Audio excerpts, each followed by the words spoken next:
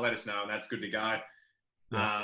Yeah, but I guess Adrian well, starting a bit, but we're just streaming to Facebook at the moment. So right now we have about 70 odd players and probably parents sort of tuning in and listening at the moment. And then we stream to our Facebook page where obviously there's a bit more of a following on that. And they can obviously hear us and see us, but the only sort of contact we have through them is through the chat box. And to start with, the structure of the sort of chat, we'll get you to talk us through your journey and your pathway as soon as we stream to Facebook, and then everyone can sort of pop their questions in, and then we'll go through a bit of a Q&A with all the players and parents. That's all good, Fitz? That's streaming? We are live, I reckon, yeah. Okay. So firstly, just like to thank you, mate, for jumping on, obviously giving up your time and much appreciated. Your experience and your wealth of knowledge to have a chat to us, and also give the kids and players something to look forward to during this time. I know a lot of them are going, are just bored out of their minds and not sure what to do.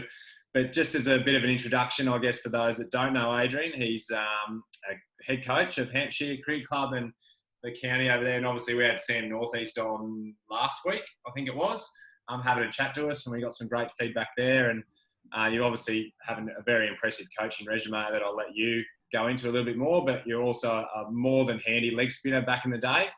And I'll let you, I guess, just give us a brief rundown, mate, of where the cricketing journey started for you as a player, and then kind of go into your coaching experience. Okay, well, I'm from the Eastern Cape in South Africa and played for Eastern Province. And then I wasn't one of the stars. I was a sort of fringe player, always struggling to get a game. And this was I'm old, guys, and this was before Shane Warne. So leg spinning was not very fashionable. So to get in the side, I had to bat, and I was about a number 8 who had to open, and so it was always an uphill battle. So I was quite fortunate in that I studied teaching, and my subject was Xhosa, which is the language of my area. Actually, Nelson Mandela's language. His home language was Xhosa. So I speak it fluently.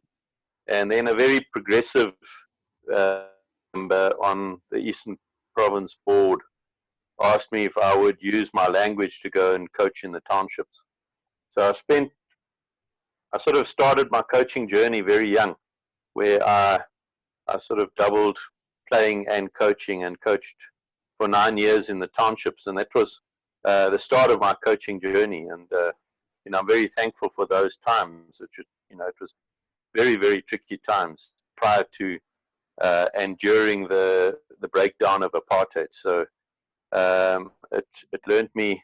I mean, it taught me, to negotiate. I think that is the right word with people that that were oppressed. And so I started with a team called the Cadbury Cavaliers, which was a sort of schoolboy team, and it was quite successful, and got these guys into, gelled them into a unit that would take on the best schools in our area and often beat them. And it was very, very satisfying, but very tough, as a young coach, to almost have the burdens of apartheid on my shoulders, because, there was no other white guys where I worked. And so all the problems were put squarely on my shoulders. And after 9 years, I then, during that time, I coached the province under 15s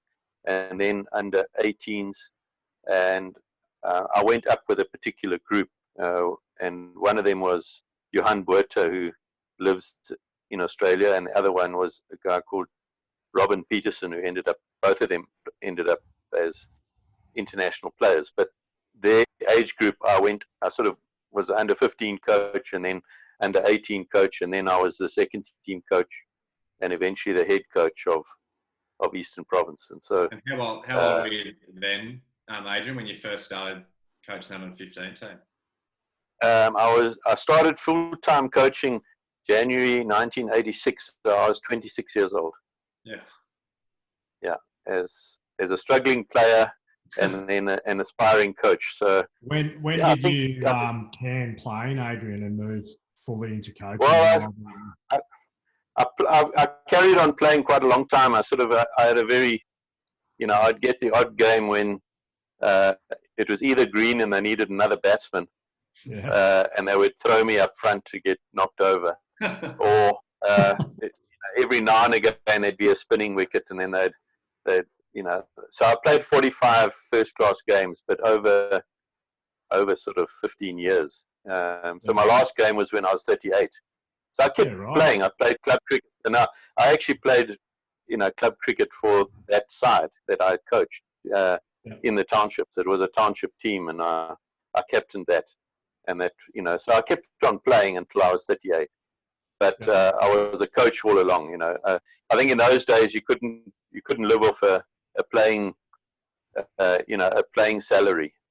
Everyone had other jobs. All my friends were, or my peers, even though they were full-time cricketers, they all had other jobs, especially in the winter. So my job was coaching. Yeah, brilliant, mate. And then from there, what was your next step in your coaching career? I coached the Eastern Province team for 3 years, and then I got the job of head coach of Ireland, and that was in 2002. And I coached them for 5 years and took them to the 2007 World Cup. So so I was very fortunate. I also had a good nucleus of players there, and it was sort of like a golden era of Irish cricket. So I was going to say, they did quite well in that World Cup, didn't they? Did they have a couple of surprise wins? Yeah. Well, Bangladesh and Ireland did well, where Bangladesh kicked out India and Ireland kicked out Pakistan. So we tied with Zimbabwe, beat Pakistan, and then got through to the Super 8s. And after that, they changed the format so that the big guns couldn't get kicked out in the first round, as they did in the West Indies. So we ended up playing in the Super 8s, obviously 7 matches against all the top countries, and it was a very successful time for Irish cricket, and sort of catapulted them into now being a test nation. So I'm quite proud of that. When you're working with a team, when you're working with a team like that, Adrian, that is probably seen as an underdog, what's your approach, in preparing? It's quite a. I always had I always try to get that team a team like that to compete in areas that you're able to compete. So you're not going to bowl as fast as Australia or South Africa or England. You're not going to hit the ball. You're not going to have batters to hit the ball as hard as those players. Although I had Owen Morgan in my team, who now captains England. But man for man, you're always going to be the underdog. So I try and focus on the small things. So small things like competing in the field, getting the players fitter than the opposition, and slowly building a belief that actually we as a unit are better than the lineup suggests. And you sort of bat down to number 11. You do all the small things very well, concentrate very hard on running between the wickets, and those things that you can compete with. I would focus very hard on, and that sort of generates a self-belief that the players actually think, well, I actually can compete here. And I did a small exercise when we played against England, and I put all the Irish averages on listed them all down. So at the time it was sort of my top order were averaging about 25, and in fact one of the opening batsmen was Jeremy Birrell, who's an Australian from New South Wales. He was averaging about 30, and I'd list them all down, but my number 11 also averaged 21. And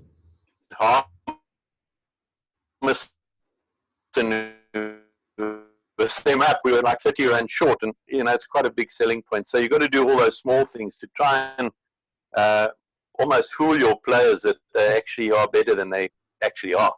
And suddenly they come out with all guns blazing. And being an underdog is fantastic. It's fantastic to coach.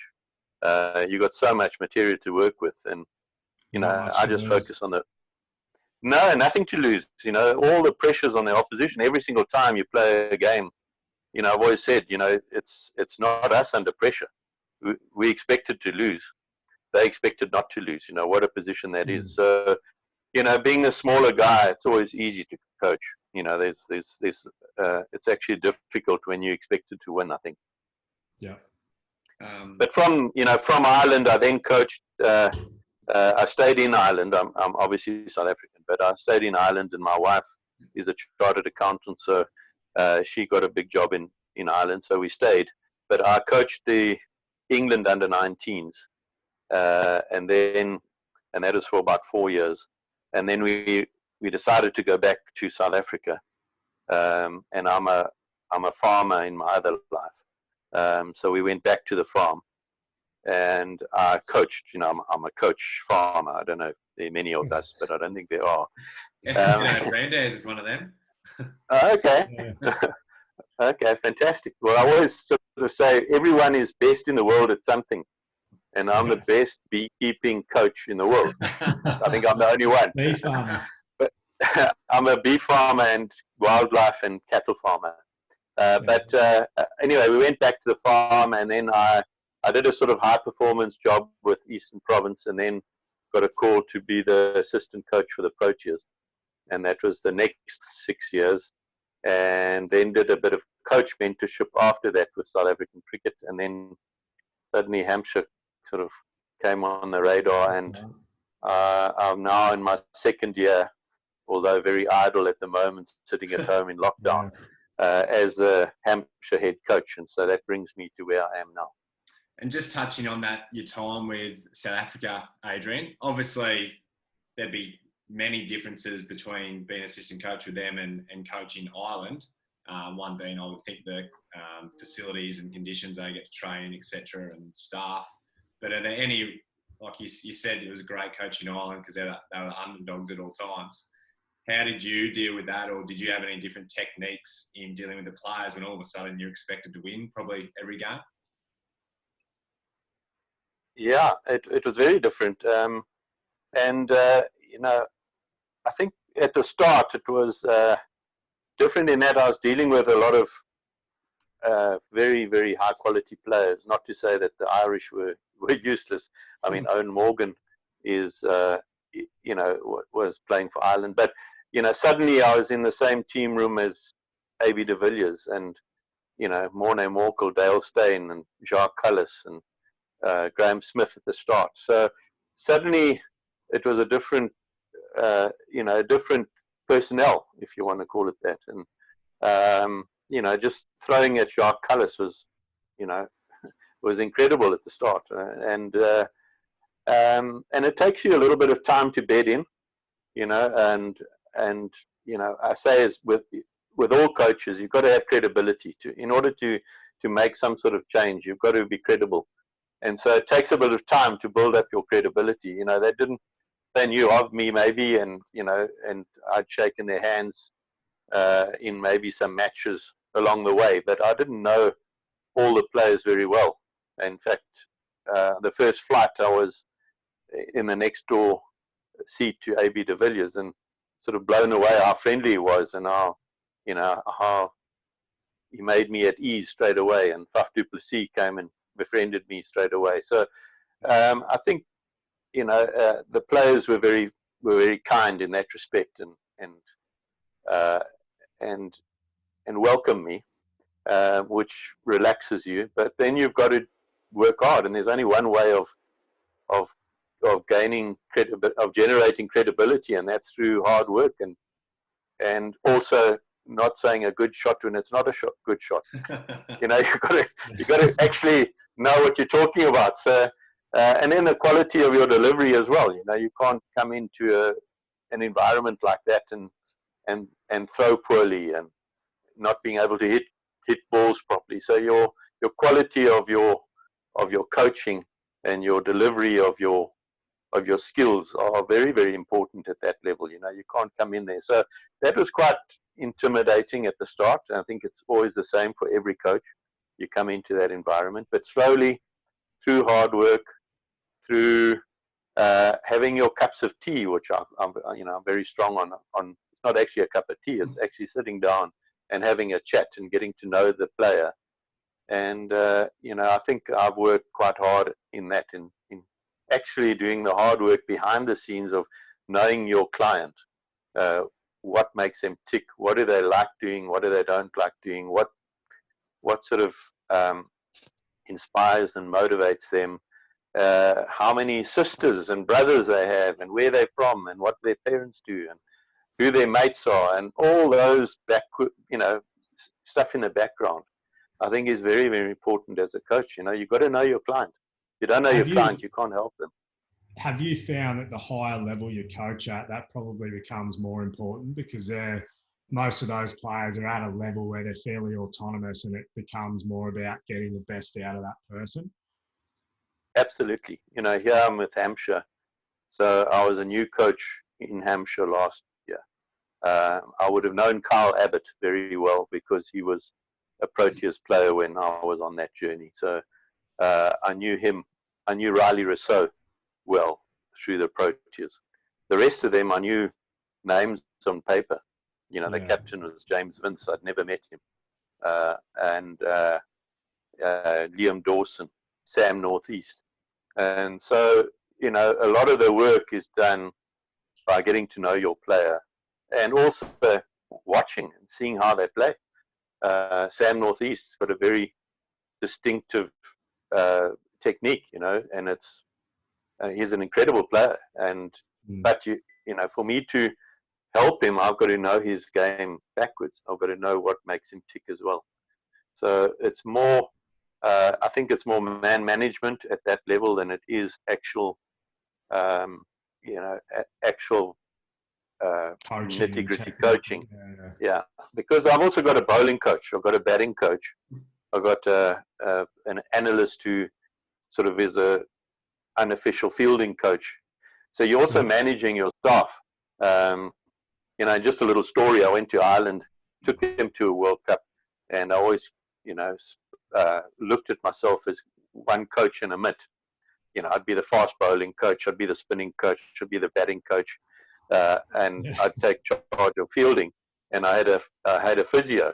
If someone got injured, the physio would take charge of that. And in fact, he was a useless physio. And I'm not speaking behind his. He was so terrible that if someone was injured, I'd take them to the opposition physio, to get a better opinion. But he was the best decision I ever made. He was the greatest guy to work with because he could do everything else other than physio. So he was the sports psychologist and the team entertainer and the singer on the bus, and had such an effect. And then suddenly I went to England under 19, and there were 16 staff and 15 players in my first team. Yeah, more staff than players. And then John Buchanan was doing a review on English cricket, and he was standing at the back with a clipboard. I felt critting my first team talk. It was the most intimidating thing I'd ever done. I wasn't worrying about the players. I was worrying about all the staff, and especially John Buchanan standing at the back with a clipboard. So, a lot of being a head coach is actually being in charge of and managing your staff and making sure that everyone does their job, but also does it and gel in a certain way to take that team forward. How do you... Hang on, it's been a pretty consistent message, I think, from the many coaches that we've interviewed over the last 3 and a bit weeks.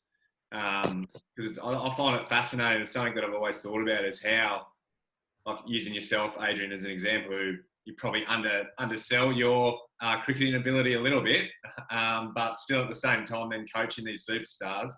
I've always thought, okay, how do you tell, AB de Villiers that he's, making the same mistake twice when he bats or something like that? But I think it's a really good message to not only get to the parents probably listening, but the players as well, dealing with teammates, as everyone's different, everyone's got a story, and you need to get to know them to, you know, fully tap into their potential and also make it a nice environment to play in. Yes, absolutely. I think, you know, a few things I learned with those superstars is that that they've all got a routine, but no routine is the same. So AB de Villiers would have a routine that he would do to prepare himself for a match, and he wouldn't hit a lot of balls, but you know he'd hit. You know, his routine would go very, very short. You'd lob some balls at him, and he'd take the stump, and he'd hit a few sort of straight drives with the stump, and then maybe 12 to 15 balls he'd hit with the stump straight back, and wouldn't miss many. And then he put his feet together and half volley drives with the bat straight back at you. And then he would use a floating front foot, where he'd lift his front foot up and you'd throw at him, and he would, obviously it's for balance, so he wouldn't overbalance, and so in other words, he's standing on one leg with his front foot a little bit 3 inches off the surface, and then you'd throw at him with that, and then you'd throw half a dozen balls where he'd hit a couple of straight drives, a few cuts, a few pulls, put his bat under his arm and say, okay, I'm ready. And that was his routine, but that routine is very, very different to a Quinton de Kock's routine, to a Hashim Amla, to a Faf du Plessis. So everyone had their routine, but it was all different. And I think the coaches, we would have to know what that routine looked like and make sure that that player has ticked that routine box before play. Hashim Amla was the most specifically prepared person I've ever come across. You know, whoever he was facing, if he was facing Mitchell Stark or Mitchell Johnson, he'd actually put a mark on the pitch where you had to deliver your ball from, because that's where that hand would come out. And you know, he'd often say, okay, a little bit wider, a little bit straighter. Okay, that's it. I remember we played Pakistan. Sorry, I'll finish now. But we played Pakistan in UAE, and Irfan was at his height. You know, the height being a pun. Sorry, but he's like, you know, how high is he? So we had to stand on tables and deliver the ball because that was where that ball was going to be delivered from. So it was very, very specific to what he was going to face. So that his routine was, what am I going to face? I'm going to prepare myself for that. Is it true, Adrian, that I've got another mate that worked with him for a little bit, and he said that even in the nets he goes through his pre-ball routine. So he'd make the throw and stop and wait. Yeah. Yeah, yes. Yeah. Yeah. Everything is exactly, I mean, it is so specific. Yeah. And I would get I'd be thinking of something else and I'm throwing at him. And actually, in fact, you needed to be on your game, because just a little story, I used to throw with my arm and not a stick, because I could swing the ball, and I was quite proud of my arm. I'm nearly 60 now, so now I'm throwing with a stick. But anyway, I was throwing with Hashim, and I was throwing, and he said, Coach, I just need 5% more from you, pace-wise. And I'm going back to my to my mark, and I'm thinking, I'm going maximum here. I mean, there isn't. So I threw the next ball. I said, Hash. I went down and I followed through, and I said, Hash, I don't have 0.5% more. I'm at my maximum. He said, well, maybe it's time to move on then. But I mean, him and I got it very well with a big smile on his face. But he wanted something specific, and incidentally, he wanted me another time to bowl. I had to hit the top of off stump he felt that they were not bowling away swingers to him. They were trying to get him LBW. So we had to hit the top of off stump or hit his pad. We couldn't go down the leg. You wouldn't be happy. And we couldn't go outside off stump. And the ball had to shape in. Now, I've thrown 2 million balls with this arm, and I've only thrown away swingers. And suddenly I had to bowl in swingers at him. And Charles Langeveld was the bowling coach. And I called him over and I said, every time I walked back, I said, Langers, help me. I need to bowl back and I need to hit the top of. I was feeling under pressure from Hash. And so he said, okay, kick foot touch, just bowl cross seam, start. Bowl cross seam. So I was throwing with a cross seam ball just to so it wouldn't shape away. And sort of fooled him for about 6. He said, okay, it's enough cross seam now.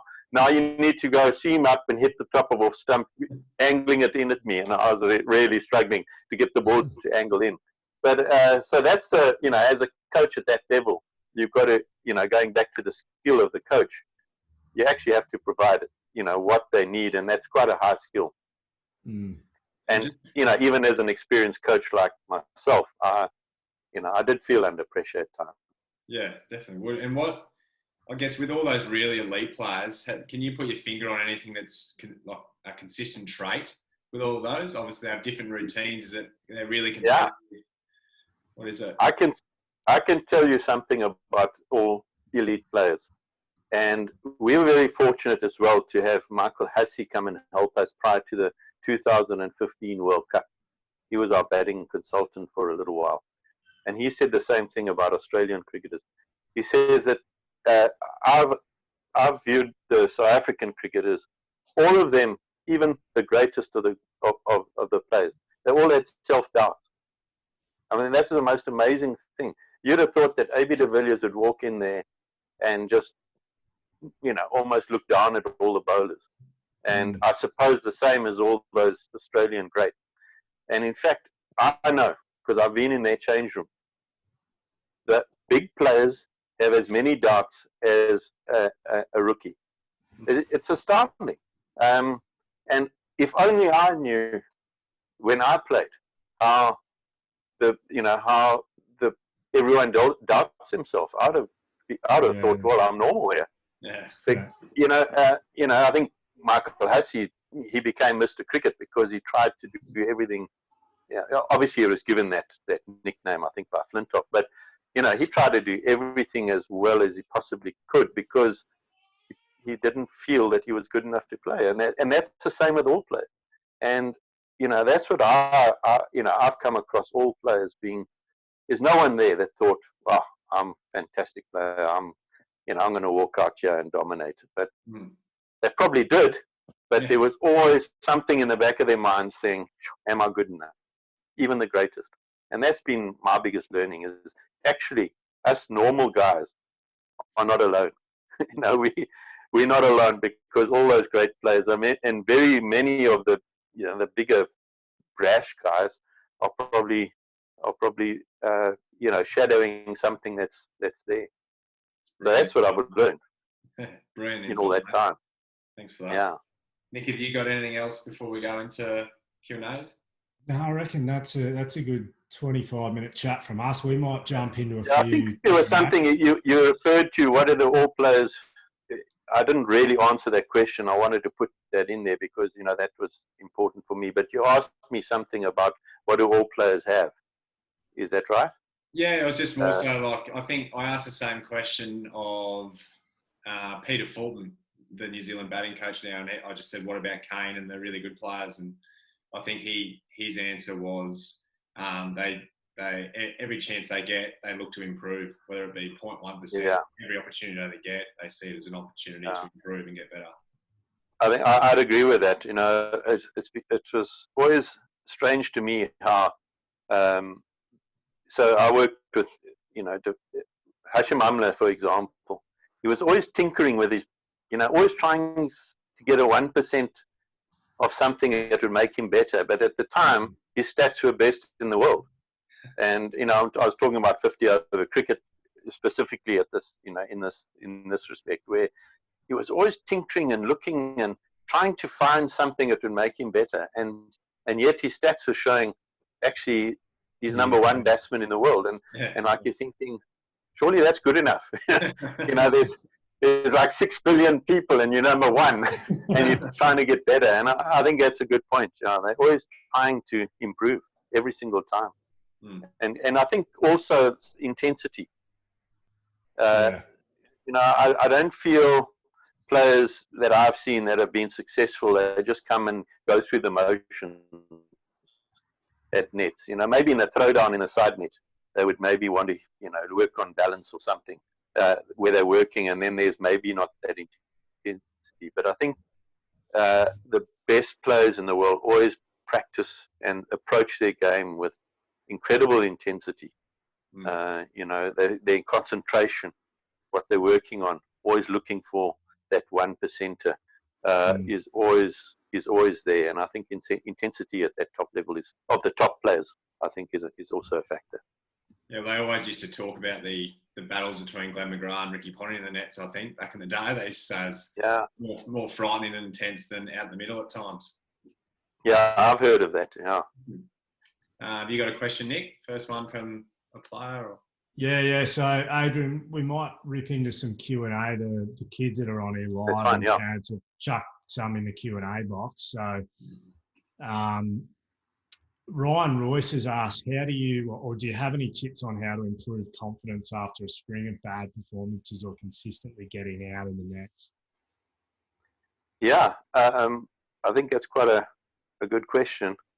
I think there are a couple of things. I think, you know, my dad was a cricket coach, and a lot, you know, I've got what I call a coach's toolbox. And there are a whole lot of sayings and doings, and, you know, I've written them down, I've got them. And a lot of them are my dad's sayings. And one of his sayings was, protect your innings and not your stumps. And what he's saying is, actually look at how you're getting out. And then, so if you're getting out caught at slip, you know, the worst thing in the world would be to go and take 2 leg from the umpire, please, sir, and go and stand in the same place and have them just bowl in the channel, and you prod outside or stump and you get caught again at slip. Yeah. If you're getting caught at slip, do whatever it takes not to be caught at slip. So go and stand in the channel, show them leg stump, do something else, but don't get caught at slip. And so I think you know, the lesson of that is look how you are getting out, firstly, and try and do something about that. And then I think very important is not to forget when you've made runs, and look back at those innings and think of those thoughts of how you know, what were your thinking what were your thoughts when you were getting success, and also look back at that and say, you know, oh, excuse me, yeah, that's Australia, I can say that. You know, I can. That was a very good innings, and I've done it before, and it's the same body, and I can do it again. So those positive thoughts, reassuring yourself that actually you've done it before and you'll do it again. And so it's part of try and fix the problem, and then look at past performances that have been good. I think just alluding to another thing is, I think look at video footage, but don't always look at the bad stuff. Don't look at how you get out. Look at the good stuff. I think we look at video footage as fault analysis and actually just showing you how bad you actually are. Actually use video footage to look at the good stuff. You know, I think that's what we do in our academies. We obviously point out things they need to improve, but we also highlight and list out the things and actually show them what it looks like when they're doing it well. And I've generally found the players that they actually struggle with that. You go, right, what are some things you can improve on from the session? And they write, you know, 3, 4, 5. All right, you need to write 3 things you did really well. It's just silence. Yeah. No, I think we've got to, I think, you know, a little story on that is, so I always bowled in the nets up until recently. I know I bowl so slowly. You know, it's very loopy leg spinners nowadays. But I went to, when I was with England under 19s, and we went to Loughborough, they had this Hawkeye system in the hall, and I'd really never seen myself bowl. You know, I'm so old, it wasn't proper. for videos, you know.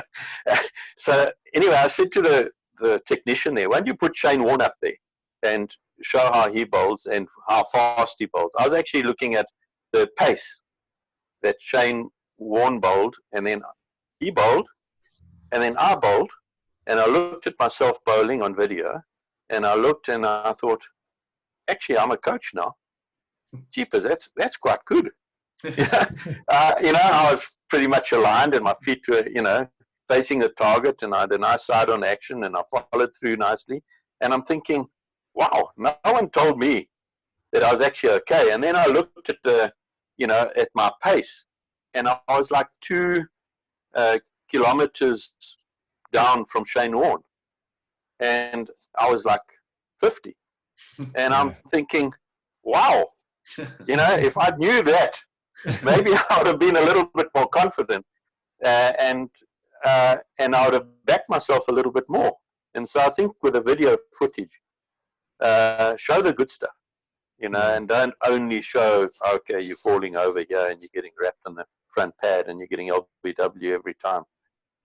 Yes, look at that, but also look at the nice cuts and the pulls and the on drives in between, and say, wow, those are good shots. I think that's very important. Yeah, great message, mate. This is actually my question. And on leg spinning, leg spin bowling, what advice would you give to a coach who's coaching young leggies? Obviously, there's sort of more and more actions, I guess, now, like front on, bowling white ball cricket, trying to skid it on and vary pace and beat the inside of the bat probably. Obviously, the traditional, you know, side on, give it a good rip, almost like Warne. I guess we get a lot of coaches asking us for feedback, or asking us for feedback on how to coach young leg spinners. Is there 1 or 2 bits of advice that you would sort of give to them? Yeah, I wouldn't. I think if someone's very unorthodox, I wouldn't change that. I think, you know, everyone, myself included, I'm a coach of a T20 team in South Africa in the MSL. I'm coach of Paul Rocks, and fortunately we've got Shamsi as our kind of mystery spinner. But you know, when you're choosing a team, you always go for, in T20 cricket, a mystery spinner. So some of the mystery is those unorthodox guys that maybe don't bowl like you see every day, and I think those are very valuable bowlers. So don't knock out unorthodox bowling. But I think there is some orthodox coaching that you can apply, and the orthodox coaching is very much with alignment, with bowling. And so a couple of tips in bowling in general. So for leg spinners, you know the elastic you've got in your training trousers, that white elastic. Okay, you go to the haberdashery and you buy 15 meters of elastic. 15 meters of that elastic. You get a very thick one and you get a thinner one. Go for the thinner one. The thicker one doesn't work in the wind. I'm from Port Elizabeth and it's very windy there. And I realized long ago you can't, so in Perth it wouldn't work. But the thinner elastic, you buy 15 meters and you tie it, okay, in a loop. And then you put it around the stumps, so stumps to stumps. So suddenly you've got a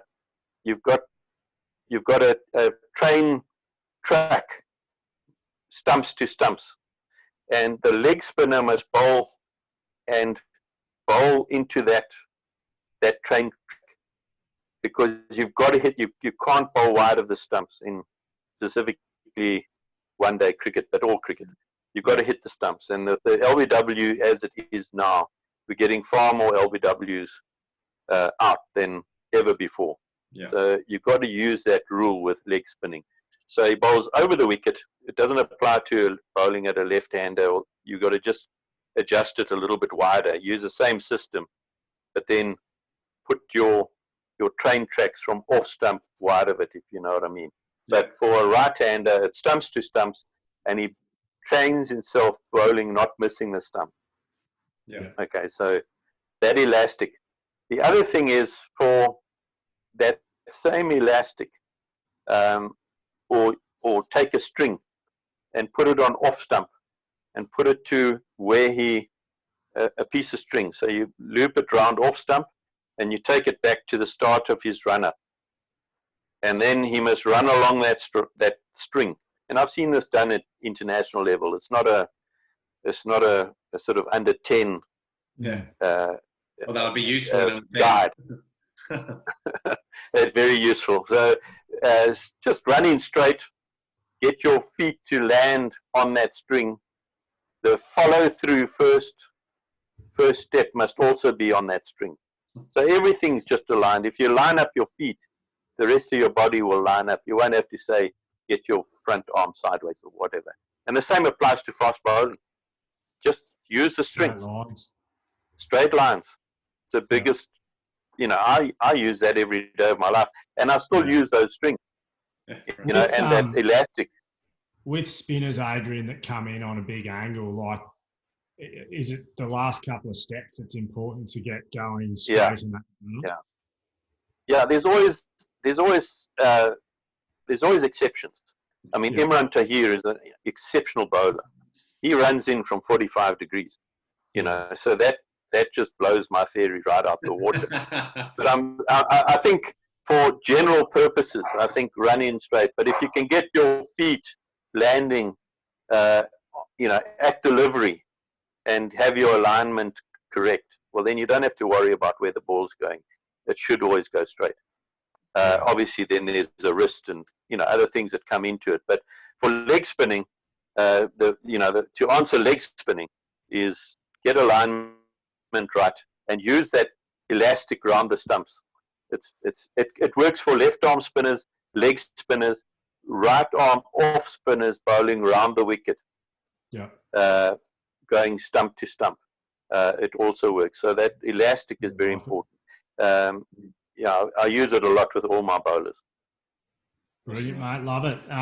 There's been a few questions about asking just what your general best piece of advice is for a junior cricketer.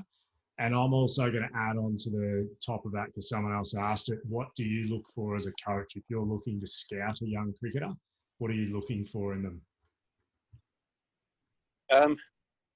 The best advice to a young cricketer, I think as a young cricketer, I think technique is very important because that, you can be, I remember guys, I was a very late developer. So, at school, I would have been a very average player, but had quite a good technique. And eventually, when I got to my second last year at school, I remember hitting a straight 6 over the side screen, and I think I was the most surprised of anyone there. And suddenly I realized I could hit the ball. Before that I couldn't hit the ball. But so then my technique was pretty solid, and I was able to go a lot further than some of the bigger guys who just bullied mediocre bowling. But when it really got quick, you need a good technique, or when the ball's spinning square, you need a good technique. So as a youngster, I would think bowling and batting, try and work on technique. What is generally right without throwing away any young unorthodox players. I think that you've got to actually, if someone had got hold of Jorge Adams, I don't know if you remember him, that bowled for South Africa. He wouldn't have played for South Africa had he not been so unorthodox. So I'm wary of shutting out some individual exceptional talent that's there that doesn't look quite right. But the general rule of thumb, I would think, make sure that the balance is right when you bat, that you're not falling over, that you can play with a straight bat, and you can play the normal shots. And, I would think you need to play proper cricket shots, have a good defense, but also I think as a very youngster, firstly, as a coach, I would think, teach him how to score some runs, because we've got to keep these guys in cricket. Cricket's the worst game ever. If you're bad at cricket, it's seriously not a lot going for it. You make no runs, you drop a catch, you bowl wides. There's not a lot going for cricket. golf's the best game in the world because the worse you are, the more you play. Cricket, the worse you are, the less you play. So, we got to teach the guys to score some runs, to enjoy. If they hit a pull, it's quite an easy shot for a youngster to play. Teach him how to play a pull. So when the ball's a bit short, whack it to the square leg boundary, and teach him that shot so he gets some enjoyment, which catches him and keeps him in the game. Right. They then try and give him a good technique. Yeah. That is the first part. What is the second part of the question? It was, what do you look for, like as a coach, if you're recruiting for a team or you're scouting for a squad? What do you look for in a young player? Attitude, very much. I would select. Obviously a guy's got to have quite good technique, but then I'm looking for a guy with character, with attitude, who wants to be there. He's excited to come to cricket.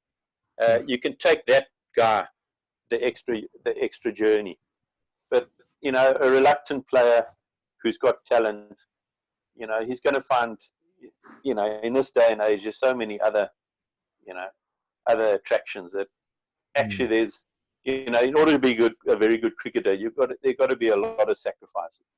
Your Christmas time is playing cricket. You're not going to the beach with all your mates and having parties. There's got to be some sacrifices if they're going to become decent cricketers. And first-class cricketers, absolutely.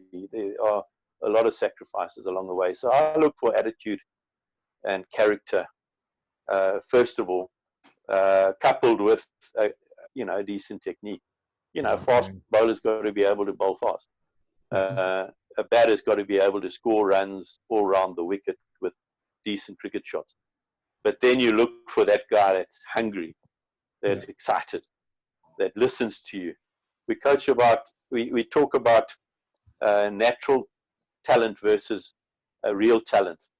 The natural talent is a guy who just can do it. He picks up a bat and he can whack it around. But the real talented guy is a guy that listens, and he is coachable, and he goes away and he takes what you've told him and he goes and applies it, and he gets his dad or his brother to throw it to him in the garage, and he hits 1,000 balls, and he tries to do the hard yards on his own. He's not waiting for the coach just to throw him a few balls twice a week before practice. He's going away and he's doing the hard yards on his own, and that's the guy that I think can go the long journey. That's the one that'll get the tick if the skill and technique's on a level playing field. Yeah. Having said that, I mean, we need cricket. We need all cricket. We need guys playing fourth league for his club. We need those guys who comes in and he's enjoying being part of a team, and he, but it can be more enjoyable for that guy if he can whack a few balls and actually stay or bowl on the stumps. So you can always improve, but we do need the club cricketer. The whole of cricket is Australian cricket relies on club cricket, and we need cricketers. So we've got to, as coaches, I think, catch these guys to fall in love with the game.